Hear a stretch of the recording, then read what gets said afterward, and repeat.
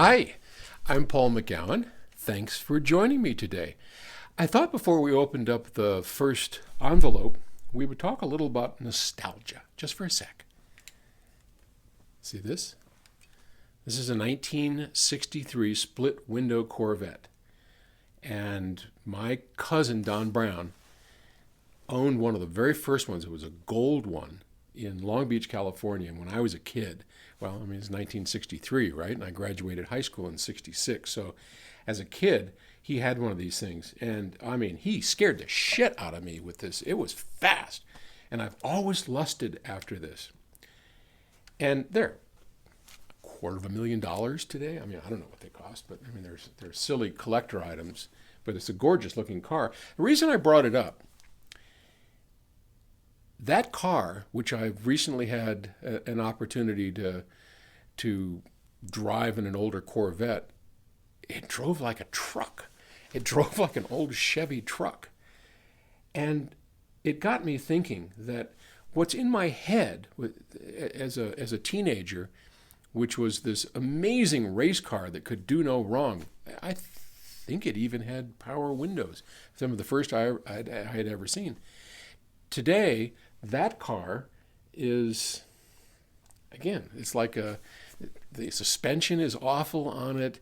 Yeah, it can go fast, but geez Louise, a Tesla or any one of a number of new cars can do so much better that I think, at least in my head, I don't know about you, but at least in my head, some of the old memories I have of things I lusted after, when I actually went back and saw them, old speakers are another good one, they looked a lot better up here than they do in person. So we change over time.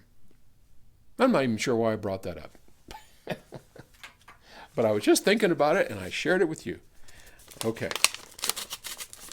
Although I'll tell you, there's a car company in Kansas where you can take a brand new Corvette and rip off talk about decadence, rip off the body of the thing, and they put on one of these bodies so that you're driving a new one, and it looks like this, which is kind of cool. Way out of my league, and I don't really care that much about cars anyway, but there you go. All right, Joseph in Los Angeles writes, can the performance of Sound Room 1, that's our Sound Room, Music Room 1, be equaled by a smaller, considerably less expensive system and room? Wow. Well, let me qualify my answer. Yes and no. No, if you use the literal term equal. Okay, so to me, as an engineering guy, when someone says equal, it means the same. No, you're not going to get the same. You just simply can't. But if we take it in looser terms, more generalized terms, yeah, actually you can. So let's imagine for a moment what it's like to go into Music Room 1. And maybe our video guru, grab over here and pull ourselves back over this way. We can show a picture of what it actually looks like. And then we'll swing it back when it's done. So Music Room 1 has 1.2 tons of loudspeakers, 4 columns, 7.5 feet tall, 152 drivers, 3,000 watts of amplification, and all of that really goes into making one of the best loudspeaker systems ever built in the world. Can you get close to that? Yeah, actually you can if you have all the right elements. So let's go through those elements real quickly. One of the things the IRS does that some speakers do, in fact, quite a few speakers do if set up properly, is image. When you sit in Music Room 1 and you close your eyes and you listen, you turn the lights down low, the music is completely divorced from the loudspeakers. Nothing comes from those speakers. Everything comes from behind in a gorgeous, wide, realistic soundstage with tons of depth, height, everything you'd want in a soundstage. Now, you don't need the IRS in order to do that. Proper setup and a good pair of speakers, you can easily get that very same imaging, and you don't have to spend $1 bazillion to do it. So we know we can get imaging. Full range. If you have subwoofers properly set up in a decent sized room and you set them up properly to where, as we've discussed before, where the best subwoofer has no sound whatsoever, when you set up a subwoofer properly, that subwoofer makes no sound to your ear as far as where it is. What you hear is the main speakers having appropriate low bass. And that adds a sense of realism to the soundstage and to the tonal balance of the system that is just, well, in my opinion, absolutely necessary. So can you get that for not a whole lot of money? You bet you can. A good pair of Rel subwoofers. There are a few subwoofers out that are really good. Rels are some of my favorites.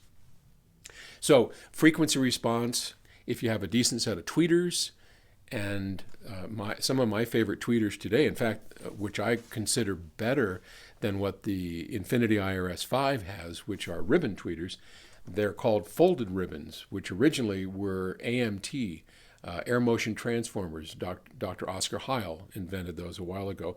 And more speakers today have these folded ribbons, which are sort of an accordion that kind of squeezes the sound out.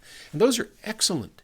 In fact, as we start looking at building our own loudspeakers, and we've commissioned the great Arnie Nudell, who designed the original Infinity IRS5s, to design a line of loudspeakers for us that we hope will rival what we've had, maybe even exceed. Well, we'll find out. But as we do that, he's looking at these tweeters and like, wow, I wish I had these in 1985 when the IRS5 in Music Room 1 was designed and built. So yes, we can get it. We can get the extremes of frequency. We can get the imaging that the IRS5 has, and really all that is lacking at that point is the effortlessness of the IRS5, and that's going to be pretty hard to accomplish. The IRS is a line source. There are 25 tweeters on the front, 12 mid-range drivers that divide up the sound on the front, and then there are some more on the back. Now, that's important because if you have, just take the mid-ranges, if you have 12 mid-range drivers all in a line making a coherent sound field come out, one of the things that is valuable about that is that each of the drivers is doing 1/12 of what a single driver would be doing. So you can imagine on a normal pair of loudspeakers where you have a tweeter, mid-range, and a woofer, just a three-way. The mid-range is doing all the work, and when you play it as loud as I do play that system, you're reproducing all of those frequencies through that mid-range, and of course it's working close to, I wouldn't say it's extremes, but we're taxing it. On the IRS, we tax it about 1/12 as much, or for tweeters, about 1/25 as much. That's a big deal, because one of the advantages of the IRS5 and Music Room 1, to answer your question, is its effortlessness. No matter what you play on that system, it never changes its character, ever. Now that'll be hard to get around, but everything else, imaging, full range frequency response, absolutely. You can do that, and you just have to pay attention to the electronics, to the room, and all the stuff, but for a lot less money and a hell of a lot better wife acceptance factor. I mean, they wouldn't fit in most people's homes. But great question. Thanks for asking. Talk to you tomorrow.